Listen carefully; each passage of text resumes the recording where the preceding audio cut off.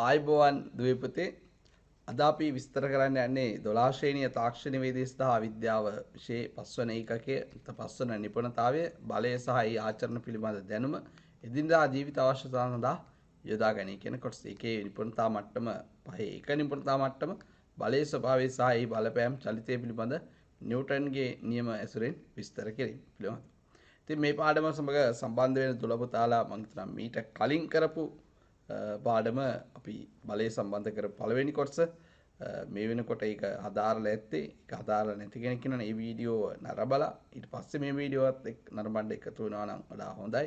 ඒ වගේම කොලයක් සහ පෑනක් පුතාලා ළඟ ලබා ගන්න ළඟින් තියාගන්න අවශ්‍ය වෙලාවක සටහනක් ගානක් හදා ගන්න ඕන වුණොත් ඒක වඩා පහසු වෙයි. ඉතින් මේ පාඩමේදී අපි ඉගෙන ගන්න යන්නේ මේ වස්තුවක පාර ඒ කියන්නේ මේ විවිධ බලවල විවිධ ස්වරූපයන් පිළිබඳව ඒ අර්ථයේ පළමුව අපි වස්තුවක බර කියන්නේ මොකක්ද සහ බර කියන එක පොළොව මගින් ඇති කරන ආකර්ෂණය කියන එක කියලා හඳුන්වා දීමක් ඉදිරි කරනවා. ඒ වගේම බල වස්තුවක බර ක්‍රියා කරන ලක්ෂ්‍ය ගුරුත්ව කේන්ද්‍රයේ විදිහට හඳුන්වා දීමත් කෙනෙකුට වෙනස් වස්තු කියන්නේ දඬු තැටි සහ බලලු වැනි ඒකාකාර වස්තුන්ගේ ගුරුත්ව කේන්ද්‍රයේ පිහිටීම ලකුණු කිරීම සස්වං සීරු මාළු බලවල ස්වභාවය විස්තර කිරීම ඒ වගේම සරල ක්‍රියාකාරම ආශ්‍රයෙන් අපි සිත්තික හා සීමාකාරී ඒ වගේම ගතික ඝර්ෂණය පිළිබඳ ඝර්ෂණ බල පිළිබඳ විස්තර කිරීමක් කරනවා. ඒ ආශ්‍රය කරගෙන ඝර්ෂණය සම්බන්ධ සමීකරණය F = μr සමීකරණය හඳුන්වා දීමක් සිදු කරනවා. ඒ ආශ්‍රිත ගැටළු විසඳීමක් සිදු කිරීම තමයි මේ පාඩමේ ආරමුණ වෙන්නේ. ඉතින් මුලින්ම වස්තුන් මත ක්‍රියා කරන බල සැලකවද්දී බලවල විවිධ ස්වරූප සලකද්දී අපිට මුලින්ම අවශ්‍ය පළවෙනියටම අපි ඕනම පද්ධතියක ලකුණු කරන බලය තමයි ඒ වස්තු පද්ධතිය. ඒ වස්තුවේ බර කියන එක. ඒතර වස්තුවක බර කියලා කියන්නේ ඒ වස්තුව පවතින ගුරුත්වාකර්ෂණ ශේෂ්ත්‍රයේ මගින් ඒ වස්තුව මත ඇති කරන බලයට. එතකොට ස්කන්ධ අතර ක්‍රියා කරන බල තමයි ගුරුත්වාකර්ෂණ බල කියලා කියන්නේ. අපි පෘථිවි පෘෂ්ඨය මත තමයි මේ සියලු වස්තු අපි සියල්ල දෙනා ඉන්නේ පෘථිවි පෘෂ්ඨය ආසන්න. අනේ පෘථිවිය මගින් මේ ඕනෑම වස්තුවක් පෘථිවිය දෙසට ඇදලා තියාගන්න. ආකර්ෂණය කරලා තියාගන්න. අන්න මේ ආකර්ෂණ බලය තමයි ඒ ඕන වස්තුවක බර විදියට අපි හඳුනගන්නේ. ඒතර වස්තුවක බර සමීකරණයක් විදිහට ලියනවා නම් අපිට ලියන්න පුළුවන් ස්කන්ධයේ m වන වස්තුවක බර සමාන වෙනවා ඒ ස්කන්ධය සහ පවතින ගුරුත්වාකර්ෂණ ශේෂ්ත්‍රයේ ගුරුත්ව ත්වරණේ ගුණිතය. එතකොට මේ ගුණිතයෙන් වස්තුවේ බර ලියන්න පුළුවන් ස්කන්ධයේ වැඩි කිරීම ත්වරණය ගුරුත්වද ත්වරණය. එතකොට අපි සාමාන්‍ය අපි ඉන්න ගුරුත්වාකර්ෂණ ශේෂ්ත්‍රය තුළ ගුරුත්ව ත්වරණය ගණනය කිරීමේ පාස්කල් සඳහා අපි 10යි තප්පර වර්ගයට මීටර් 10ක් විදිහට තමයි සලකන්නේ. හරිම වගේ ගත්තොත් 9.82ක් තප්පර වර්ගයට මීටර් වෙන්නේ. එතකොට මෙන්න මේ ඕනම වස්තුවක් කියන 10න් වැඩි කරාම ඒ කියන්නේ ඕනම වස්තුවක ස්කන්ධය 10න් වැඩි කරාම මේ වස්තුවේ බර ලියන්න පුළුවන් ගණනය කිරීමේදී අපි ඒ විදිහට සලකනවා. එහෙනම් පවතින ගුරුත්වාකර්ෂණය අනුව තමයි බර මොකක්ද කියන එක තීරණය වෙන්නේ. අපි පෘථිවියේදී 10 කියලා ගත්තට අපි හඳේ හිටියොත් පුද්ගලයෙක් දැන් හඳේදී සලකන්න ඕනේ හඳේ ගුරුත්වාකර්ෂණය. සමහර හඳේ ගුරුත්වාකර්ෂණය 1.67ක් විතර වගේ වේගයක් වෙන්නේ තප්පර වර්ගයට මීටර.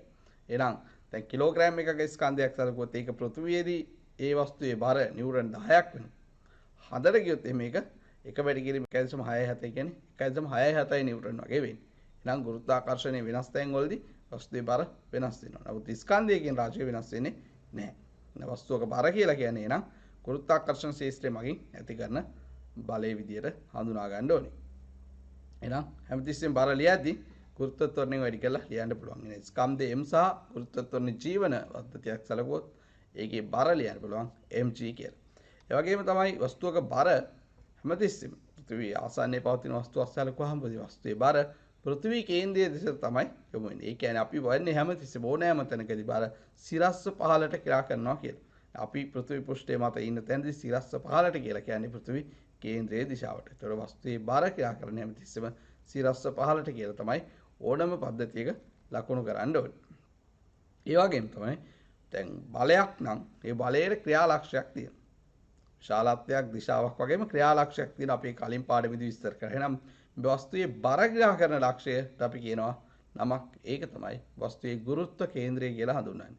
ඕනෑම වස්තුවක බර ක්‍රියා කරන ලක්ෂය ගුරුත්ව කේන්ද්‍රය වෙනවා. එතකොට විවිධ වස්තු ගත්තාම විවිධ වස්තුන්ගේ ගුරුත්ව කේන්ද්‍රයේ පිහිටීම එකිනෙකට වෙනස්. පැහැදිලිද? අපි උදාහරණ කිහිපයක් විදිහට සලකමු මේ විදිහට ඒකාකාර දණ්ඩක ගුරුත්ව කේන්ද්‍රය. ඒකාකාර දණ්ඩක් සැලකුවොත් මේ විදිහට දණ්ඩ ඒකාකාරයි නම් දණ්ඩේ ඒකාකාරයි කියන එක අදහස් තමයි හරස් කඩ එකම විදිහට වෙන්නේ ඝනත්වය එකමයි කියන වෙන එක. ඒකාකාර ඝනත්වයක් තියෙන වෙනස් වෙන්නේ නැහැ කියන එක. එහෙනම් ඒ දණ්ඩේ ගුරුත්ව කේන්ද්‍රය දණ්ඩේ හරි මැද තමයි පිහිරන්නේ. පැහැදිලිද? දණ්ඩක ඒකාකාර දණ්ඩක ගුරුත්ව කේන්ද්‍රය හරියටම දණ්ඩේ දිග දෙකට බෙදෙන ලක්ෂයේ පිහිරන්නේ. ඒක මතක තියාගන්න. මොකද මේ යම් ඉදිරියේදී විස්තර කරන අනිත් පාඩම්වලදී මේ බල ලකුණු කිරීම සහ ඒ බල සම්බන්ධව කියන්නේ ගූර්ණ ලබා ගැනීම මේ වේදී මේ බල කියා කරන ලක්ෂ්‍ය ඉතා වැදගත් වෙනවා. ඒතර ගුරුත්ව කේන්ද්‍රය කියන එක ඉතාම වැදගත් වෙනවා. ඒ වගේ පද්ධති සම්බන්ධ ගණනය කිරීම වලදී. ඒතර ඒ ලක්ෂ්‍ය ඉතා වැදගත්. ඒ හින්දා ගුරුත්ව කේන්ද්‍ර ලකුණු කිරීම ඉතාම වැදගත් වෙනවා. ගුරුත්ව කේන්ද්‍රයේ පිහිටීම දැනගෙන සිටිය යුතු වෙනවා. ඒ වගේම අපි ඊළඟට ගියොත් ඒකාකාර තැටියක ගුරුත්ව කේන්ද්‍රය ගත්තොත් මේ විදිහේ තැටියක් සැලකුවොත් මම R වන තැටියක් කරන් තියෙන්නේ. මේකේ පළමු රූපයෙන් ඕගලන්ට තැටිය තිරස් තලයක තබා ඇති ආකාරයත් ඒ තැටියම සිරස් තලයක පේන ආකාරයක් තමයි දෙවන රූපයෙන් පෙන්වලා තියෙන්නේ. එහෙනම් මේකේ මෙවැනි තැටියක පාරකයන් ගුරුත්ව කේන්ද්‍රයේ පිහිටීම වෙන්නේ ඒ ඒකාකාර තැටියක් සැලකුවාම ඒ තැටියේ අක්ෂය මත හරි මැද කියන්නේ කේන්ද්‍රය වෘත්තාකාර දේ වෘත්තයේ කේන්ද්‍රේ නැත්නම් කේන්ද්‍රය හරහා යන අක්ෂය. මේ විදිහට අපිට ඒකේ බර ලකුණු කරන්න පුළුවන්. ඊට පස්සේ ඒකාකාර වලල්ලක මුදුවක ගුරුත්ව කේන්ද්‍රය ගත්තොත් ඒකෙත් අර විදිහම තමයි කේන්ද්‍රය තමයි ගුරුත්ව කේන්ද්‍රයේ පිහිටන්නේ හැමතිස්සෙම. මෙන්න මේ වගේ ඒකාකාර සමතල හැඩයක් තියෙන වස්තුන්ගේ හරි සම්මිතික විදිහට ස්කන්ධ ව්‍යාප්ත වෙන බර ව්‍යාප්ත වෙන ආකාරයට තමයි ගුරුත්ව කේන්ද්‍රය පිහිටලා තියෙන්නේ. ඒතර එකිනෙකට හැඩ වෙනස් වෙනකොට ගුරුත්ව කේන්ද්‍රයේ යම් යම් වෙනස් වීම් සිද්ධ වෙනවා. ඒ හැමතිස්සෙම මතක තියාගන්න අසමාකාර හැඩයක් තියෙන වස්තුකුණක් ගුරුත්ව කේන්ද්‍රය කියන්නේ ඒ වස්තුවේ බර ක්‍රියා කරන්නේ ගුරුත්ව කේන්ද්‍රයේ. ඒ හින්දා ඒක මතක තියාගන්න වස්තුවක බර ක්‍රියා කරන ලක්ෂ්‍ය විදිහට තමයි ගුරුත්ව කේන්ද්‍රය හඳුනා ගන්න ඕනේ. ඊට පස්සේ අපි බලමු වස්තුවක් මත ක්‍රියා කරන බල වල ඊළඟ බලය අපිට වෙන්නේ ආතති බලය කියන එක. ඒතර ආතතියක් කියලා කියන අපි දණ්ඩක් තන්තුවක් යම් ඇදීමකට ලක් කරාම ඒ දණ්ඩ දිගේ ඕ නැත්නම් ඒ තන්තුව දිගේ ක්‍රියා කරන බලය ආතති කියලා හඳුනා ගන්න පුළුවන්.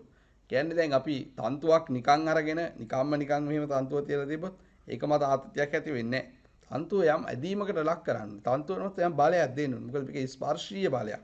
ස්පර්ශීය බලයක් නම් තවත් පද්ධතියක් එක්ක ස්පර්ශ කරන්න. කියන්නේ අදින්න ඕනේ. ඒතකොට ඇදීමකට ලක් කරාම තමයි තන්තුව ආතතියකට ලක් වෙන්නේ. ඒතකොට තන්තුවක කෙලවරක තන්තුවක එක් කෙලවරක් අචල ලක්ෂයකට ගැට ගහලා අනෙක් කෙලවරෙන් යම් කිසි වස්තුවක් එල්ලුවාම ඒ වස්තුවේ බර මගින් ඒ තන්තුව ඇදීමකට ලක් කරනවා. අන්න එතකොට තන්තුවට ආතතියක් ඇති වෙනවා. පැහැදිලිද? එතකොට ආතති බලය පිටු මේ විදිහේ පද්ධතියක් වස්තුවක් කියලා. මේ වස්තුවක් ගත්තොත් අපිට මේකේ ආතති ලකුණු කරන්න පුළුවන්. ඉතින් ඉස්සල්ලාම අපි මේ වස්තුවේ ආතති කරන වස්තුවේ බර ලකුණු කිරීම සම්බන්ධව ගත්තොත් දැන් මේ වස්තුව සැලකුවොත් එහෙම මේකේ ගුරුත්ව කේන්ද්‍රයෙන් පල්ලෙහාට වස්තුවේ බර ලකුණු ගන්න පුළුවන් අපිට මෙහෙම. ඒ වගේම දැන් මේ වස්තුව එල්ලලා තියෙන ලක්ෂ්‍ය වෙන්නේ මෙතන. මේක තමයි මේ ආතතියේ ක්‍රියාරේඛාව. මේකේ මෙතන ලක්ෂ්‍ය තමයි ආතතියේ ක්‍රියා ලක්ෂ්‍ය වෙන්නේ. බලේ වස්තුවේ එහෙනම් ඉහළට ක්‍රියා කරනවා එතන ඉඳන් තන්තුව මගින් වස්තුව මත ඇති කරන ආතතිය.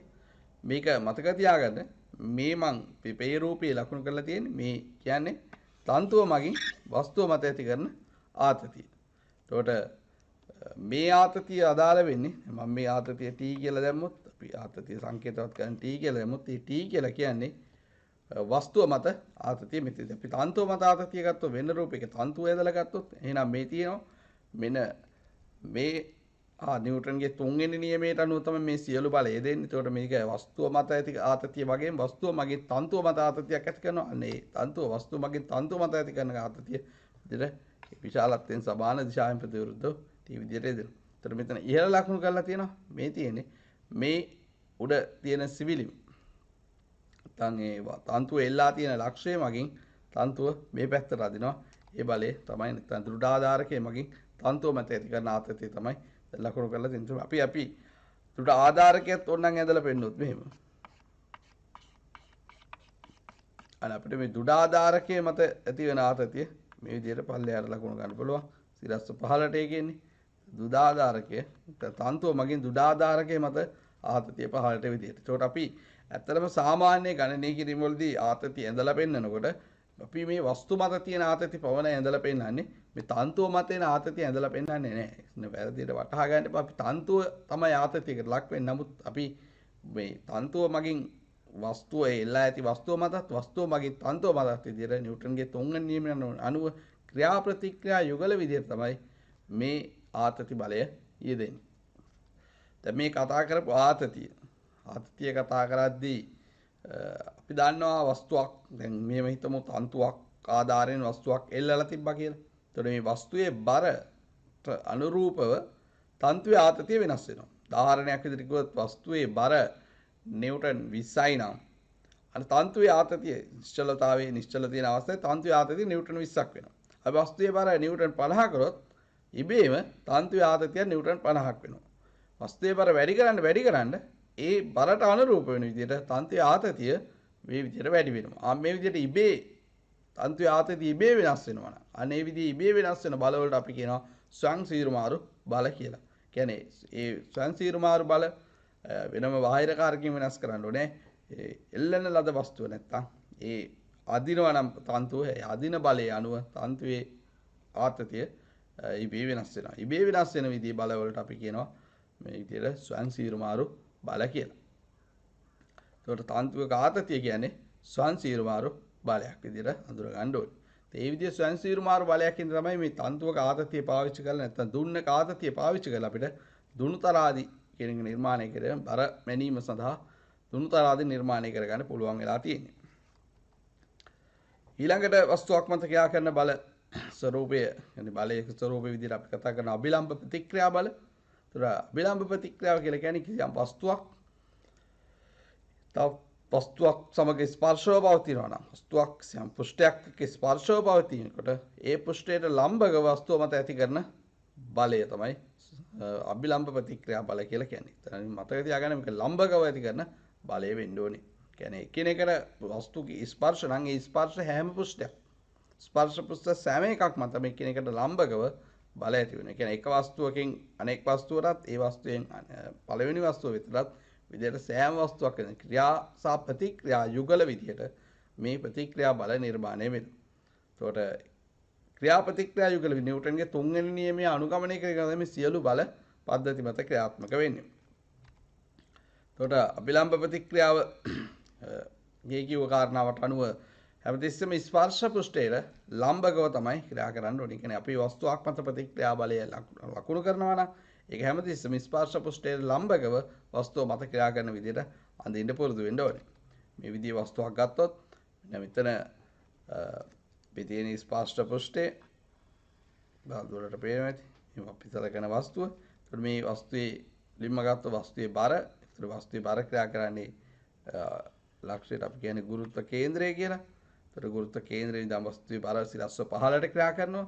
නම් මේ ස්පර්ශ පෘෂ්ඨයේ මගින් අභිලම්බ ප්‍රතික්‍රියාව මෙන්න මේ පෘෂ්ඨයේ මෙතන ලම්බකව සිරස්ව ඉහළට ක්‍රියා කරන එක පෘෂ්ඨයේ මේක අපි එලා මෙතන කියන්නේ මේක පෘෂ්ඨයේ මගින් වස්තුව මත ඇති කරන ප්‍රතික්‍රියා බලය අභිලම්බ ප්‍රතික්‍රියා බලය උදාපත මතක තියාගන්න ක්‍රියා ප්‍රතික්‍රියා යුගල කියලා කියන්නේ මේ වස්තුවේ බර ක්‍රමයේ මෙතනදී ක්‍රියාව වෙන්නේ වස්තුවේ බර මගින් පෘෂ්ඨයේ පහළට තල්ලු කරනවා ඒ ක්‍රියා බලය මෙතන ඇඳලා නැහැ අපි ඒක වෙනම රූප සටහනක අඳිමු මෙන්න මේ විදිහට ස්පර්ශ පෘෂ්ඨයේ සැලකුවොත් එහෙම අනර ස්පර්ශ පෘෂ්ඨයේ මත මේ විදිහට ලම්බකව ක්‍රියා කරනවා මෙතන ස්පර්ශ පෘෂ්ඨයේ ලම්බකව මේ තමයි වස්තුව මගින් පෘෂ්ඨයේ මත ඇති කරන ප්‍රතික්‍රියා බලය. ඒතර මේ ප්‍රතික්‍රියා බලයයි වස්තුවේ බරයි මේ දෙක බල දෙකක් එතනදී. වස්තුවේ බර කියන්නේ මෙතන වස්තුවේ බර ඇවිල්ලා ක්‍රියාව වෙන්නේ ඒක පෘථුවිය මගින්. පෘථිවි පෘෂ්ඨයේ මගින් තමයි වස්තුව පල්ලෙහාට අදින. ඒක තමයි වස්තුවේ බර. ඒතකොට වස්තුවේ ප්‍රතික්‍රියාව වෙන්නේ වස්තුව මගින් පෘථුවිය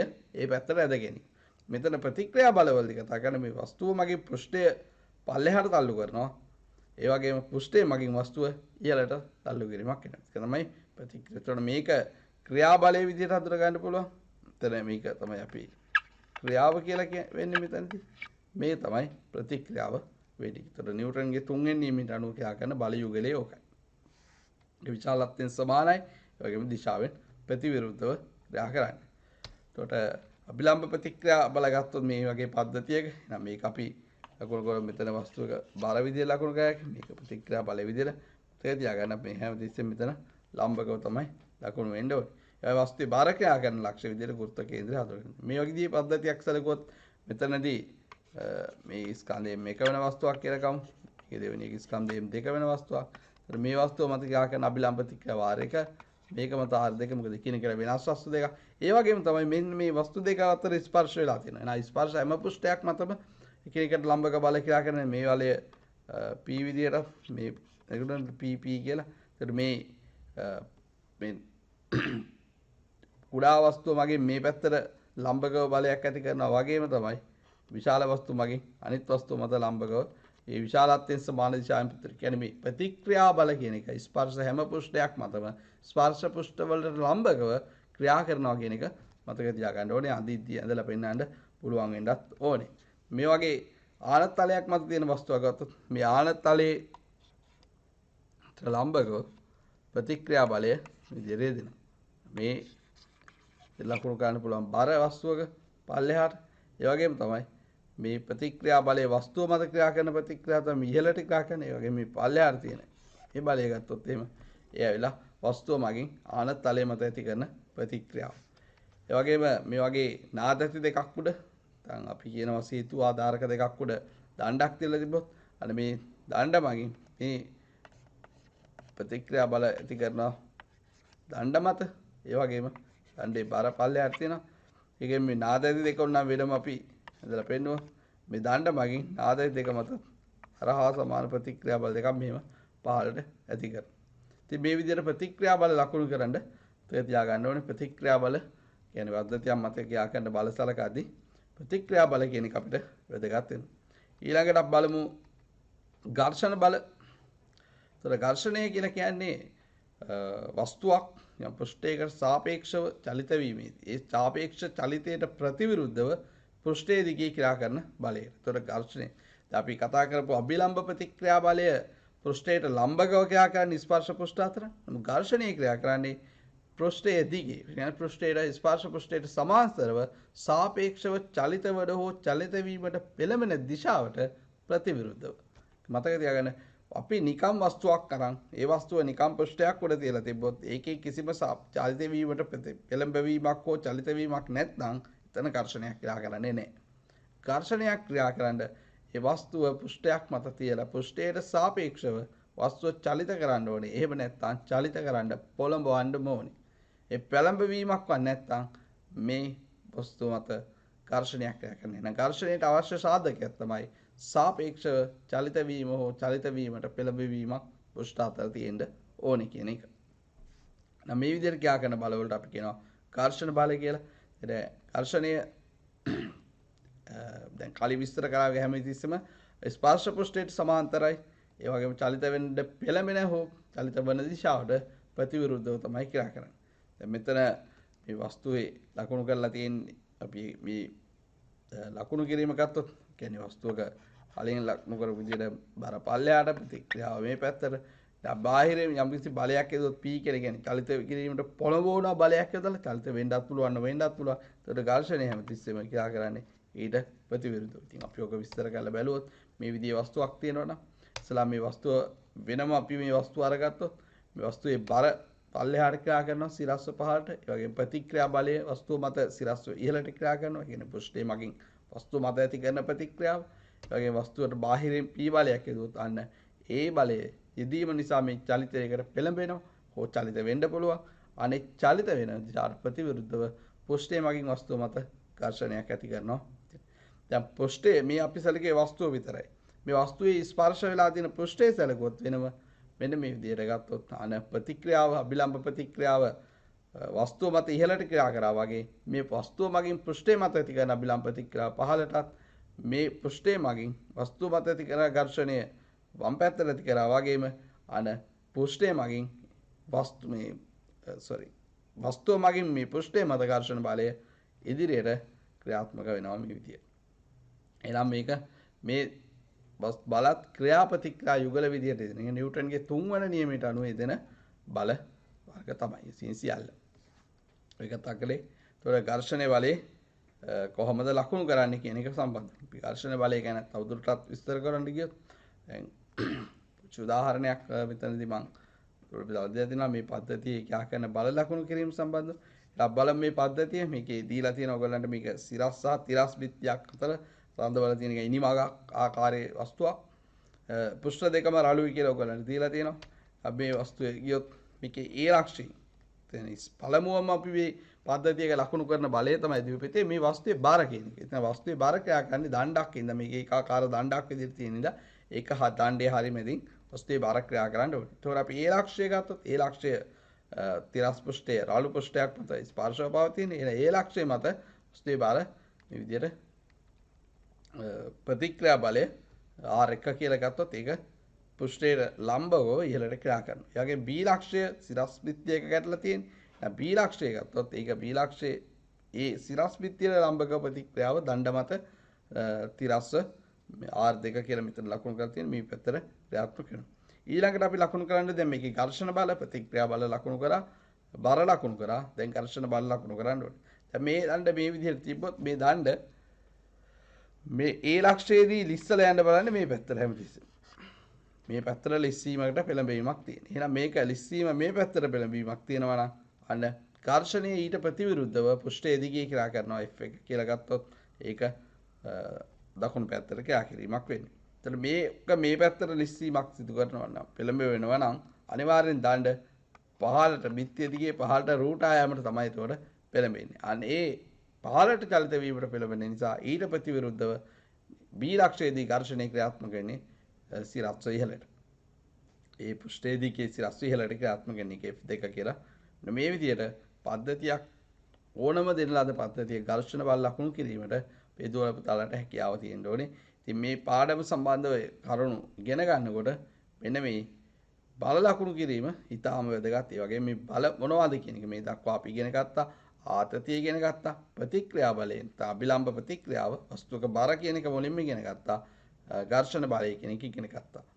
එතකොට මේ සම්බන්ධ බල ලකුණු කිරීම ඒ සම්බන්ධ කොහොමද මේ බලය ක්‍රියාත්මක වෙන්නේ බලය දැන් අභිලම්බ ප්‍රතික්‍රියා පෘෂ්ඨයට ලම්බකවද පෘෂ්ඨයට සමාන්තරවද වස්තුව මතද පෘෂ්ඨය මතද තයි ස්පර්ශ පෘෂ්ඨ අතරද තන්තු මතද අනේ මේ විදිහට මේ සියලු බල ක්‍රියා කරන ආකාරය පිළිබඳ අවබෝධයක් ලබා ගත යුතුයි මේ පාඩම සම්බන්ධයෙන්. ඊළඟට බලමු ඝර්ෂණය සම්බන්ධ තවත් වැදගත් කාරණා කිහිපයක් ගැන විස්තර ගන්න. පිටව වස්තුවක් පෘෂ්ඨයක් උඩ තියලා ඒ වස්තුව මත ඝර්ෂණ බලයක් එන්න අපි දන්නවා මේ වස්තුව චලිත කිරීමට පොළඹවන්න ඕනේ. කියන බාහිරින් අපි P කියලා බලයකින් බලයක් යොදනවා. බලයක් යොදලා මේ P බලය අපි ටික වැඩි කරගෙන යනවා. වැඩි කරගෙන යනකොට බලමු මේ ඝර්ෂණය කොහොමද මේ P බලය අනුව වෙනස් වෙන්නේ කියලා. මේ බැලුවොත් මේ විදිහට P බලයක් යොදද්දි මේකේ මේ පැත්තට P බලය නිව්ටන් වලින් ලකුණු කරනවා කියලා හිතමු. මේක එකක විදිහට මේක නිව්ටන් වලින් ඒ වගේ මේ පැත්තට ඝර්ෂණ බලය නිව්ටන් වලින් ලකුණු කරනවා කියලා ගත්තොත් මෙන්න මේ P බලය වැඩි කරද්දී මේ ඝර්ෂණය වෙනස් වෙන ආකාරය තමයි මේ පස්තාරෙන් ලියන්නේ. මේ පස්තාරේ මේක අංශක 45ක් වෙන විදිහට තමයි යෙදෙන්නේ. මම ඒ ගැන විස්තර කරන්නම්. ඉතින් මුලින්ම වෙන්නේ මේ ඝර්ෂණ බලය. P බලය වැඩි කරනකොට මේක චලිතයක් නෑ. චලිත වෙන්නේ නෑ මුලින්. ඒ කියන්නේ P ගේ යම් ආගයක් දක්වා මේක චලිත වෙන්නේ නෑ. මේ P ගේ චලිත වෙන්නේ නැත්නම් මේ තිරස් බල සමාන වෙන්න ඕනේ. ඒ කියන්නේ සංප්‍රයුක්ත බලයක් තියෙන්න බෑ චලිත වෙන්නේ නැත්තම්. චලිතයක් වෙනවා සංප්‍රයුක්ත බලයක් තිබ්බොත්. ඒකට එහෙනම් P බලය ඝර්ෂණ බලයට සමාන වෙන්න ඕනේ. ආරම්භයේදී වෙන්නේ මේ P බලය ඝර්ෂණ බලයට සමාන වෙන විදිහට මේ බලය වෙනස් වෙනවා. ඝර්ෂණය වෙනස් වෙනවා P වෙනස් කරද්දී. එහෙනම් වෙනස් වෙලා මේ ඝර්ෂණ යම් අවස්ථාවක P බලයේ යම් උපරිම අගයකදී ඝර්ෂණ බලය උපරිම වෙනවා. කියන්නේ P කියන්නේ ඝර්ෂණයේ උපරිම වෙනවා. ඒකෙදි P යම් අගයක් එනවා. එතනින් එහාට තවදුරටත් අපි මේ P බලය වෙනස් කරොත් එහෙම අනේ ඝර්ෂණය ශනිකව පොඩ්ඩක් අඩු වෙලා ඊට පස්සේ කොච්චර P බලය වෙනස් කරත් ඝර්ෂණයේ නියතව තියෙනවා. ඝර්ෂණ බලය වෙනස් වෙන්නේ නැහැ. ඒතර ඝර්ෂණ වෙනස් වෙන්නේ නැහැ. ඒතර වැඩි කරන බාහිරින් යන P බලය වැඩි කරන්න මේ පද්ධතිය චලිත වෙන්න පටන් අරන් චලිත වෙන තොරණේ වෙනස් වෙන එක තමයි එතනින් එහාට වෙන්නේ. පැහැදිලිද? එතකොට මෙන්න මේ ආරම්භයේදී චලිත නොවන අවස්ථාවේදී P බලය කියන්නේ අපි මේ හරිය යදපු P බලය ගත්තොත් එහෙනම් මේ හරිය ඒ බලය ඝර්ෂණය සමාන. ඒ කියන්නේ මෙතන බලය P නම් මේකත් ඒ යගේමයි එන්නේ. ඒ හින්දා තමයි මේ පස්තාරේ අනුක්‍රමණය මෙතන කෝණේ අංශක 45ක් විදිහට අනුක්‍රමණය එකක් වෙන විදිහට ඒ කියන්නේ tan අංශක 45 එකක් වෙන විදිහට මේ පස්තාරේ ලැබෙන්නේ. එතකොට මේකේ තියෙනවා උපරිම ඝර්ෂණයේ උපරිම වෙනවා යම් අවස්ථ කියන්නේ ආරම්භයේදී ඝර්ෂණ බලය P බලයට සමානයි. අපි ඒක ස්ථිතික ඝර්ෂණයේ විදිහට හඳුනා ගන්නවා. ඒ කියන්නේ ස්ථිතිකයි කියන්නේ චලිත වෙන්නේ නැහැ. ඒ අවස්ථාවේ ක්‍රියා කරන ඝර්ෂණේ. එතකොට ඒක යොදු බාහිර බලයට සමානව තමයි එන්නේ හැමතිස්සෙම. ඒ වගේම ඝර්ෂණයේ උපරිමගේ මේ පද්ධතිය මේ පෘෂ්ඨ දෙක අතර ඝර්ෂණ ලබා ගත එක උපරිමගේට අපි කියන සීමාකාරී ඝර්ෂණේ. එතනින් පස්සේ තවදුරටත් P බලය වැඩි කරද්දී ඝර්ෂණ බලය ශනිකව අඩු වෙලා වස්තුව චලිත වීමේදී ක්‍රියා කරන ඝර්ෂණයට අපි කියනවා ගතික ඝර්ෂණ බලය කියලා. මෙතනදී ඝර්ෂණයේ ආකාර තුනක් අඳුන ගන්න පුළුවන්. ස්ථිතික ඝර්ෂණය, සීමාකාරී ඝර්ෂණය සහ ගතික ඝර්ෂණය කියලා. අපි ඔය පිළිබඳව විස්තර කරමු. එතකොට මෙන්න මේ චලිත වෙන පරාසයට දක්වා. කියන්නේ චලිත නොවන දන් ක්‍රියා කරන ඝර්ෂණ ස්ථිතික ඝර්ෂණයේ විදිහටත් චලිත වෙන ඝර්ෂණයේ ගතික ඝර්ෂණයේ විදිහටත් සලකන්න පුළුවන්. එතකොට අපි මේ බලගෙන වෙනම ගත්තොත් දැන් ස්ථිතික ඝර්ෂණය කියලා කියන්නේ වස්තුවක් චලිත නොවන අවස්ථාව. නිශ්චලව පවතින අවස්ථාවේදී. එතන බාහිර බලය කියන්නේ වස්තුවක් චලිත කරන්න පොළඹවුවාම ඒ මත ක්‍රියා කරන ඝර්ෂණය තමයි ස්ථිතික ඝර්ෂණය කියලා කියන්නේ. ඒතකොට පොළඹවනවා කියන්නේ බාහිරින් බලයක් යොදන්න ඕනේ නිශ්චලව තියෙන වස්තුවක් මත. එතකොට මේ යොද බාහිර බලයට ප්‍රතිවිරුද්ධව පෘෂ්ඨ ස්පර්ශ පෘෂ්ඨ අතර ක්‍රියා කරන ඝර්ෂණය. දැන් මේ ස්ථිතික ඝර්ෂණයේදී මතක තියාගන්න ඕනේ වස්තුව චලිත වෙන්නේ නැහැ. චලිත වෙන්නේ නැති හින්දා ස්ථිතික ඝර්ෂණ බලය යොද බාහිර බලයට හැමතිස්සෙම විශාලත්වයෙන් සමානයි, දිශාවෙන් ප්‍රතිවිරුද්ධයි. එතකොට ඊළඟට සීමාකාරී ඝර්ෂණය කියන්නේ මේ වස්තු ස්පර්ශ පෘෂ්ඨ දෙක අතර ඝර්ෂණයට ලබා ගන්න පුළුවන්. වස්තුවක් යම් පෘෂ්ඨයක් මත ස්පර්ශයේදී ස්පර්ශ පෘෂ්ඨ දෙක අතර තියෙන ඝර්ෂණය ලබා ගත හැකි උපරිම ඝර්ෂණ බලය. ඉතින් මේ අවස්ථාවේ වස්තුව චලිත වෙන්න ආසන්න වෙනවා. කියන්නේ චලිත වීමට ආසන්න. හැබැයි චලිත වෙන්නේ නැහැ. තවත් දශමයක් හරි බාහිර බලය වැඩි කරොත් තමයි චලිත වෙන්නේ. චලිත වීමට ආසන්නයි.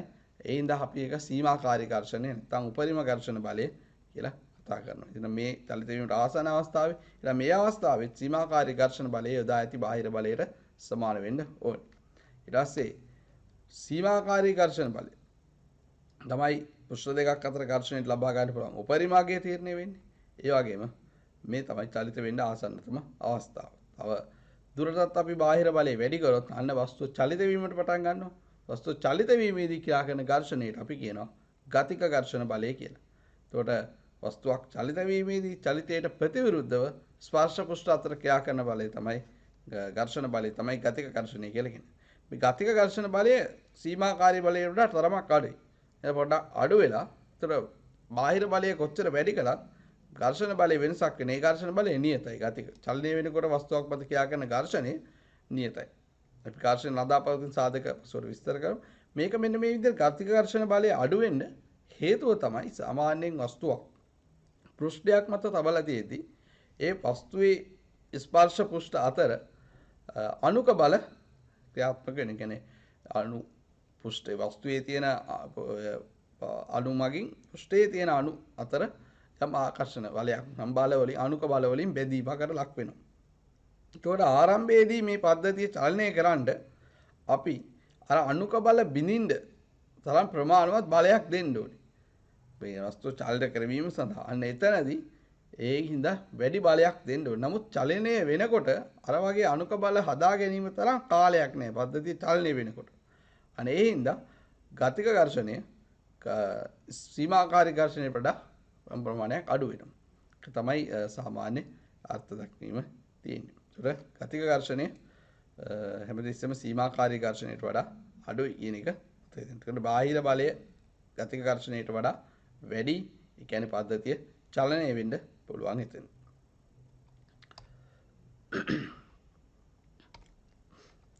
ඊළඟට ඝර්ෂණයේ සම්බන්ධ තියෙන වැදගත්කම තමයි එතකොට හැමතිස්සෙම ඝර්ෂණ බලය ක්‍රියාත්මක වෙන්නේ වස්තුවක් චලිත වීමට වෙන හෝ චලිත වීමට පෙළඹෙන දිශාවට ප්‍රතිවිරුද්ධව ඒ වගේම ඝර්ෂණ බලය වස්තුවේ ස්පර්ශ කියන්නේ වස්තුව පෘෂ්ඨයක් එක්ක ස්පර්ශ පොදු පෘෂ්ඨ වර්ගඵලයෙන් ස්වායක්ත වෙනවා. ඒ වගේම චලිත ප්‍රවේගයෙන් ස්වායක්ත වෙනවා. ස්වායක්තය කියන්නේ රඳා පවතින්නේ නැහැ කියන එක. කියන්නේ ඒක ස්පර්ශ පෘෂ්ඨයේ පොඩ්ඩක් ගෑවිලා තිබ්බත් පෘෂ්ඨයේ සම්පූර්ණයෙන්ම වස්තු ස්පර්ශ වෙලා තිබ්බත් ඝර්ෂණ බලය ඒ අනුව වෙනසක් වෙන්නේ නැහැ. එකම ඝර්ෂණ බලය දෙනවා කියන එක.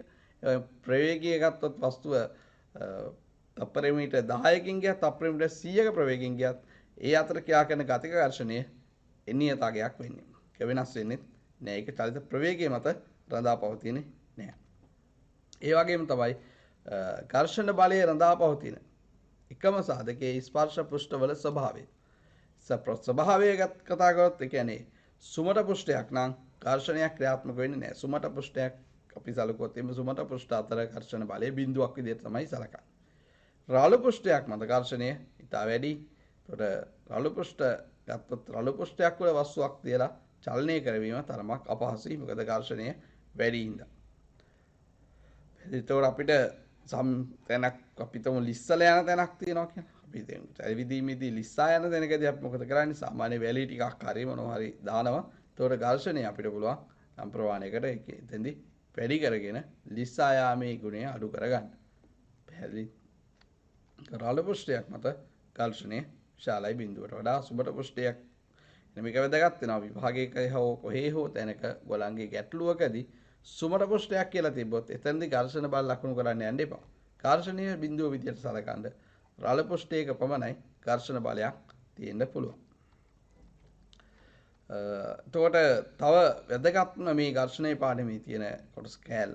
කියන්නේ මේ කොටස තමයි වස්තුවක් මත ක්‍රියා කරන ඝර්ෂණ බලය අවිලම්බ ප්‍රතික්‍රියාවට අනුලෝමව සමානුපාතික වෙනවා. එහෙනම් අපිට සමීකරණයක් ලියුවයි ඝර්ෂණ බලය සමානුපාතිකයි අභිලම්බ ප්‍රතික්‍රියාවට. ඝර්ෂණ බලය F කියලා සැලකුවොත් අභිලම්බ ප්‍රතික්‍රියාව R කියලා ගත්තොත් F R සමානුපාතිකයි. එහෙනම් සමානුපාතික නියතය අයින් කරන්න අපි සමානුපාතික ලකුණ අයින් කරන අපි නියතයක් දානවා. සමානුපාතික නියතේ mu කියලා කියනවා. මේ කෝඩිය අකුරක් mu කියන්නේ. එතකොට මේ mu ගේ අර්ථය තමයි ඒකට අපි කියනවා මේ පෘෂ්ඨ දෙක සඳහා ඝර්ෂණ සංගුණකය කියලා. දැන් එහෙම එකම වස්තුව පෘෂ්ඨයක් යුද තියෙද්දි කියන ඝර්ෂණය වෙනත් පෘෂ්ඨයක් වල තිබුණොත් ඒ ඝර්ෂණ සංගුණකය වෙන. ඝර්ෂණ සංගුණකය ඒ පෘෂ්ඨ දෙකට ආවේනික රාශියක්. ඒ පෘෂ්ඨ දෙක අතර අදා පවතින රාශියක්.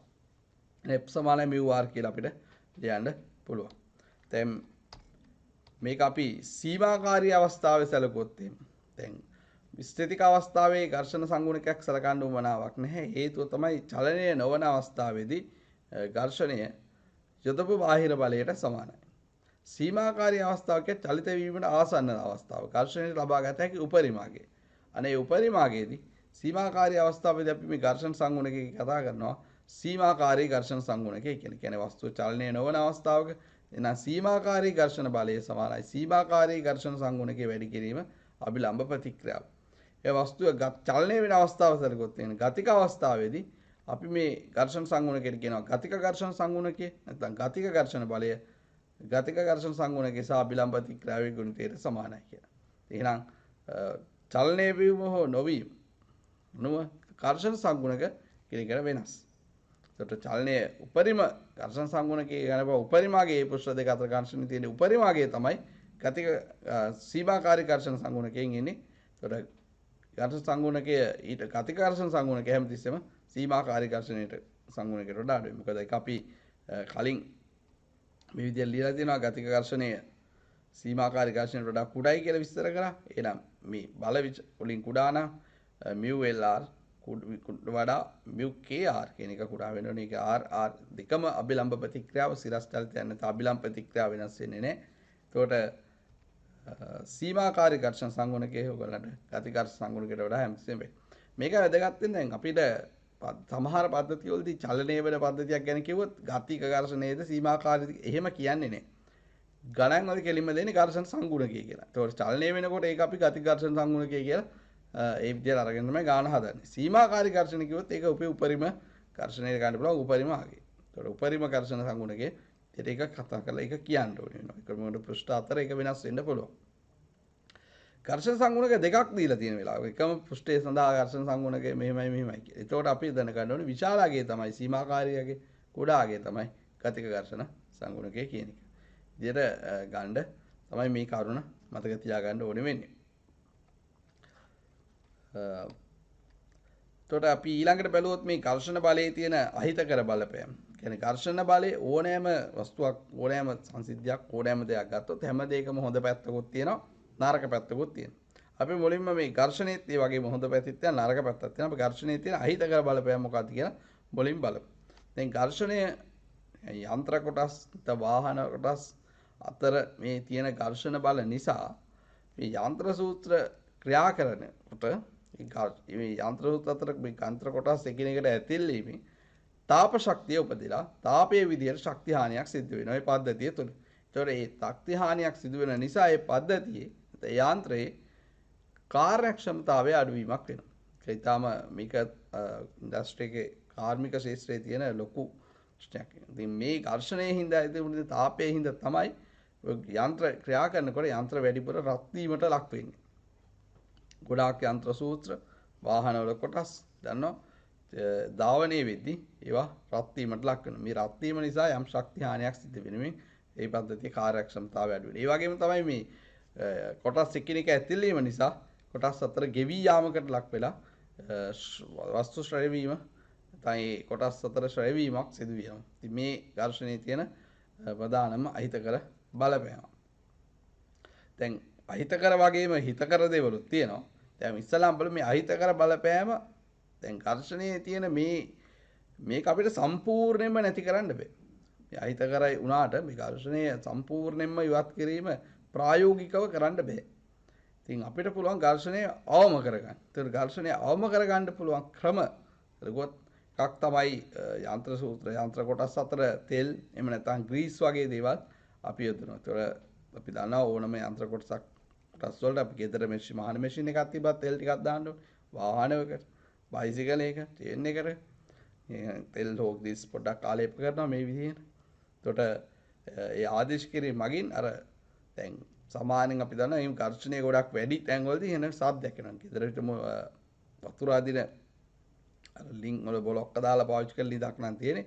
ඒ බ්ලොක් එක උනොත් ග්‍රීස් හරියට දෙමිලා තිබ්බේ නැත්නම් ඒකේ ඝර්ෂණයේදී යම් සාද්දයක් එනවා. කියන්නේ අන්න එතනදී ශක්ති හානියකුත් වෙනවා. ඒ කියන්නේ සාද්දේ. අනේ වගේ තැනකට ග්‍රීස් ටිකක් හෝ තෙල් ටිකක් දැම්මම අනේ සාද්දේ නැති කරගන්න පුළුවන්.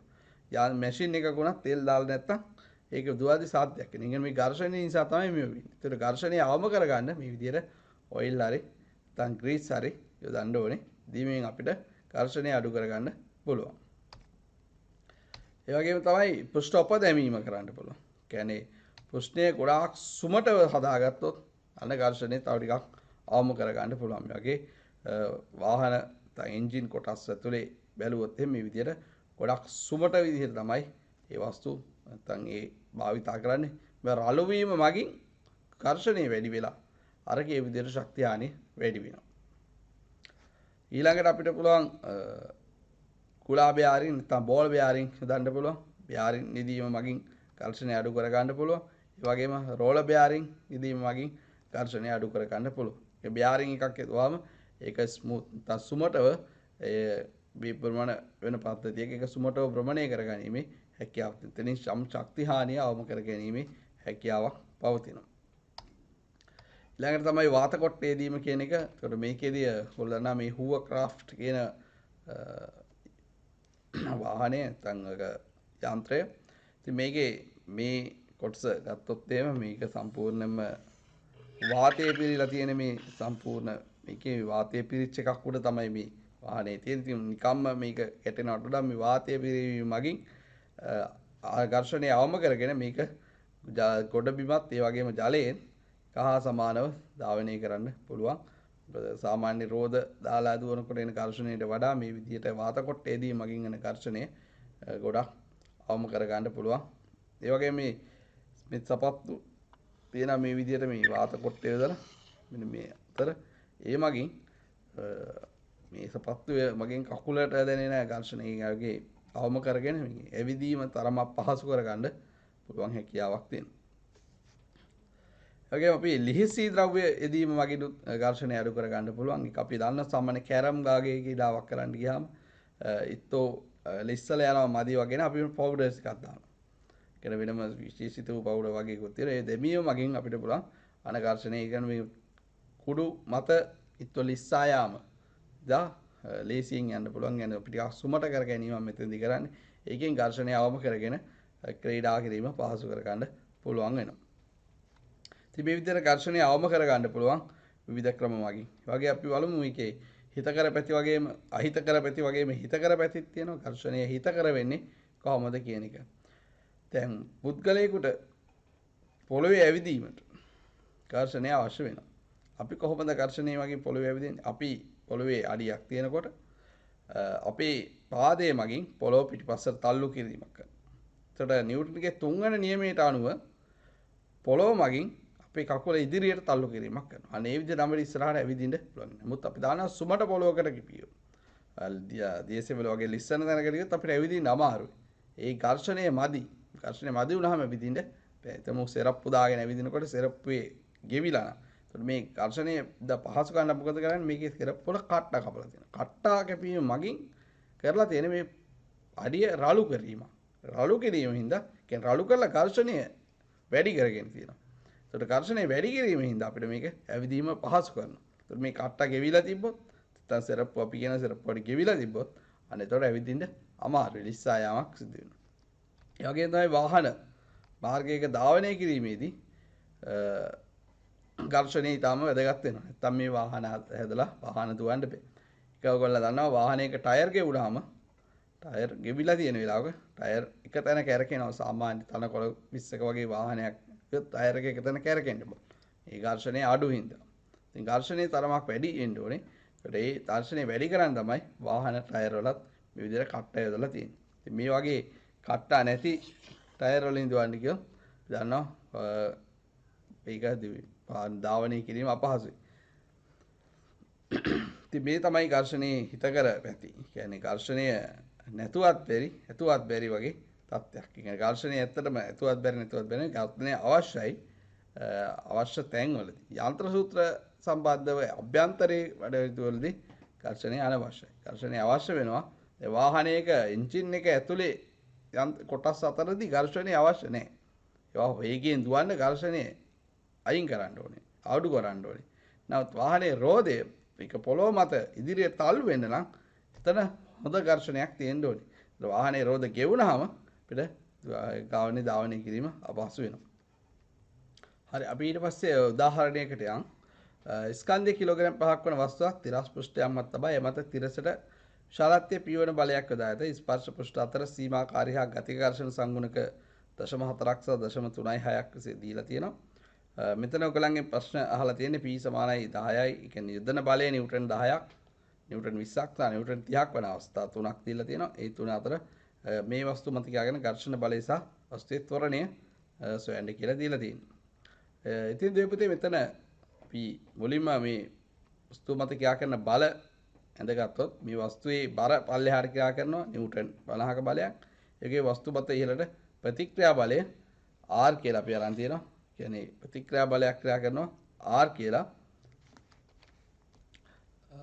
මේ ප්‍රතික්‍රියා බලය. එතකොට මේ වස්තුවේ ඉහළට අපි නිව්ටන්ගේ දෙවන නියමය සමාන ma සමීකරණය යෙදුවොත් ඉහළට තියෙන බලය R, පහළට තියෙන බලය mg කියන්නේ බර කියන එක.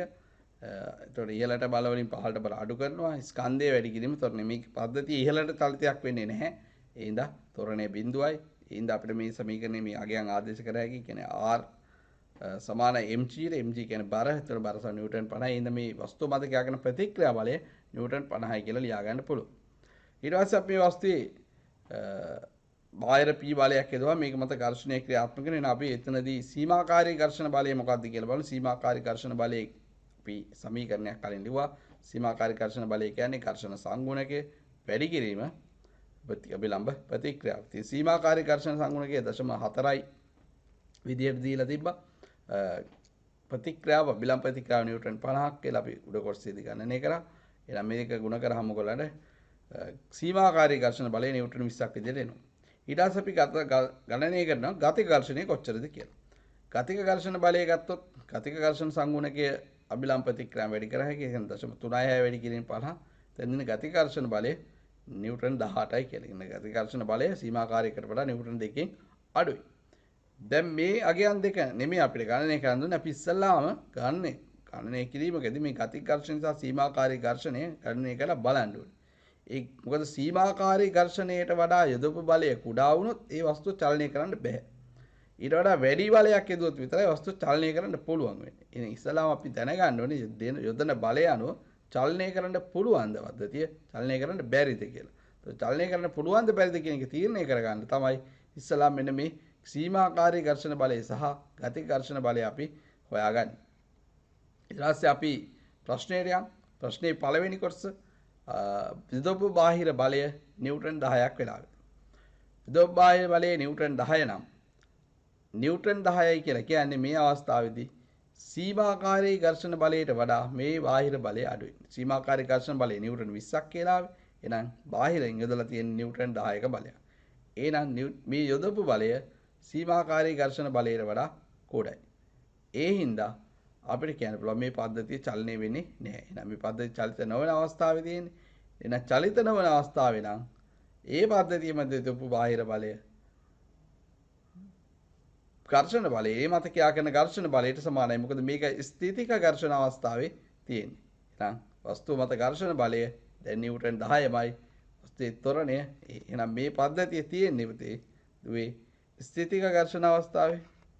ඒක මතක තියාගන්න මේක ස්ථිතික ඝර්ෂණ අවස්ථාවේ තමයි තියෙන්නේ. දෙවෙනි කොටසට ගියොත් මේදී නිව්ටන් 20ක බලයක් හදලා තියෙනවා. මේ අවස්ථාවේදී යොදපු බාහිර බලය සීමාකාරී ඝර්ෂණ බලයට සමානයි. හැබැයි සීමාකාරී ඝර්ෂණයට සමාන වුණා කියලා මේක චලිත කරන්න පුළුවන්. තාමත් මේ පද්ධතිය චලිත කරන්න බෑ. හැබැයි මේක චලිත වෙන්න ආසන්න. ඔන්න මෙන්න අවස්ථාවේ තියෙන. තව ස්වල්පයක් දශමයක් නිව්ටන් වැඩි කරලා මේක චලනය කරන්න පුළුවන්. එහෙනම් නමුත් සීමාකාරී අවස්ථාවේදී පද්ධතිය චලනය වෙන්නේ නැහැ. ඒකින් දන්නේ මේ යොදපු බලයම ඝර්ෂණ බලයට සමානයි. එහෙනම් මේ අවස්ථාවේ ඝර්ෂණ බලය සීමාකාරී ඝර්ෂණ බලය ඒක නිව්ටන් 20මයි. මේ අවස්ථාවේ පද්ධතිය චලනය වෙන්නේ නැහැ. එහෙනම් මෙවිලත් පද්ධතියේ ත්වරණය බිඳුවයි. දැන් තුන්වෙනි අවස්ථාව යොදන බාහිර බලය නිව්ටන් 30ක් වුණා. අර මේ නිව්ටන් 30 බලය දැන් විශාලයි සීමාකාරී ඝර්ෂණ බලය නිව්ටන් 20ට වඩා. ඒතර සීමාකාරී ඝර්ෂණ බලයට වඩා යොදපු බාහිර බලය වැඩි. ඒ කියන්නේ දැන් පද්ධතිය චලනය කරන්න පුළුවන්. එහෙනම් පද්ධතිය චලනය වෙනවා. පද්ධතිය චලනය වෙනවා නම් දැන් මේ වෙලාවේ ක්‍රියාත්මක කරන ඝර්ෂණ බලය ගතික ඝර්ෂණ බලය වෙන්නේ. කියන්නේ චලන වෙන පද්ධතිය කියගෙන ගතික ඝර්ෂණ බලය. ගතික ඝර්ෂණ බලය අපි හොයාගත්තා මේකෙදි නිව්ටන් 18යි කියලා අපිට ආවේ. එහෙනම් දැන් ගතික ඝර්ෂණ බලය නිව්ටන් 18යි. එහෙනම් පද්ධතිය මත දැන් ක්‍රියා කරන ඝර්ෂණ බලය නිව්ටන් 18යි. පද්ධතිය ත්වරණය වෙනවා. ත්වරණය අපි හොයාගන්න පුළුවන් නිව්ටන්ගේ දෙවන නියමයේ F සමාන ma දාවිතා කරලා වස්තුව මත තිරසට F සමාන ma යොදමු.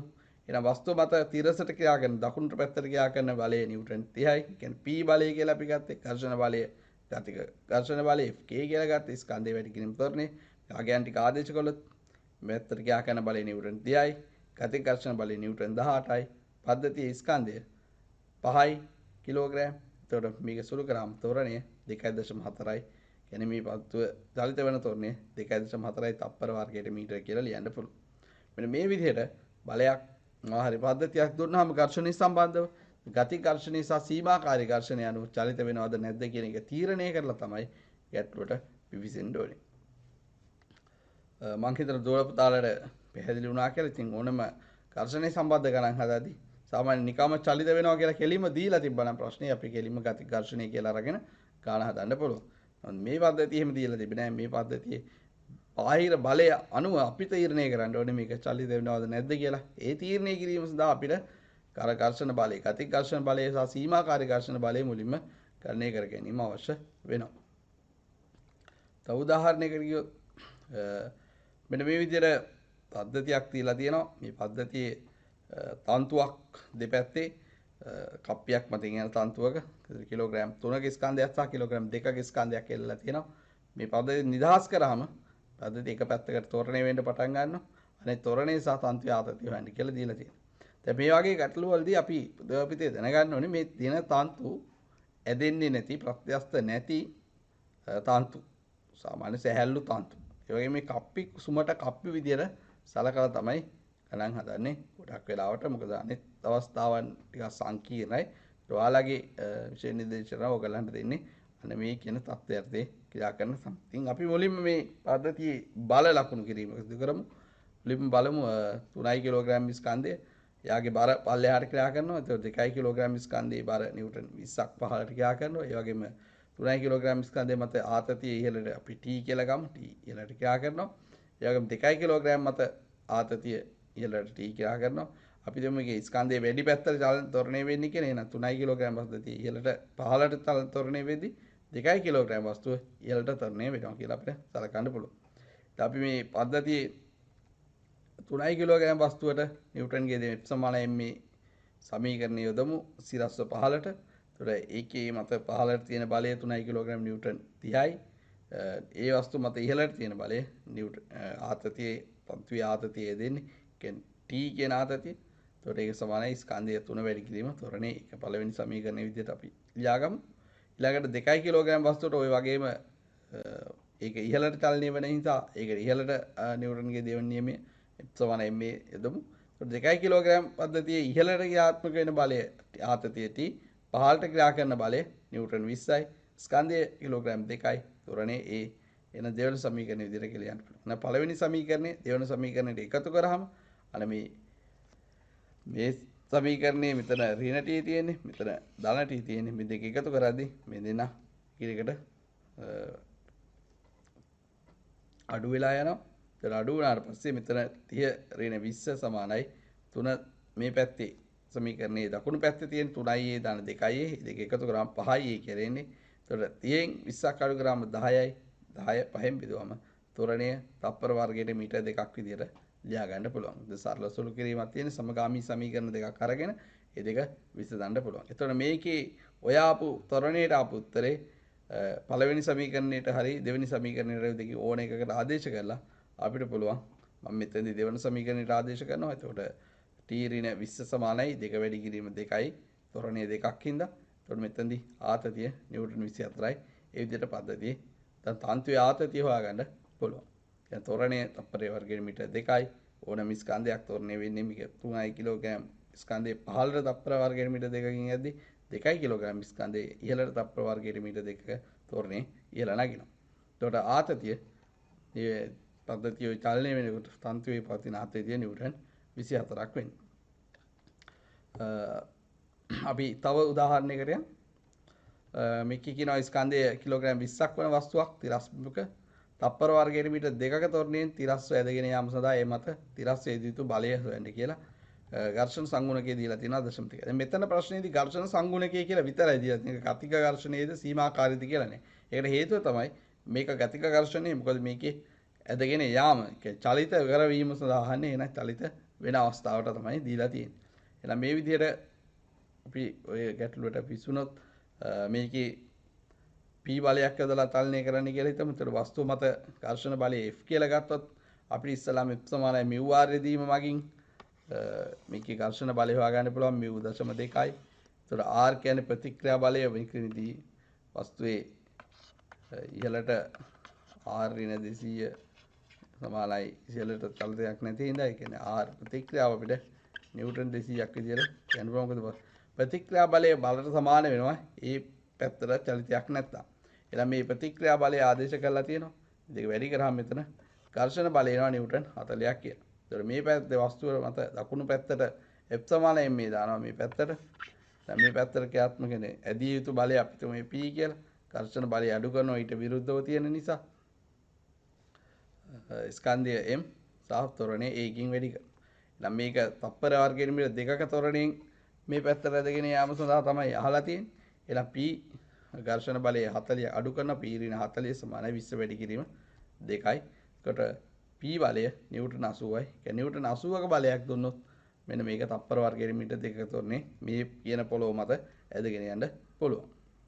හොඳයි දෙවිපිතේ අපි පාඩමේ අවසානයට ඇවිල්ලා තියෙන්නේ. අද දවසේ කාල වේලාව අවසන් වෙගෙන යන්නේ.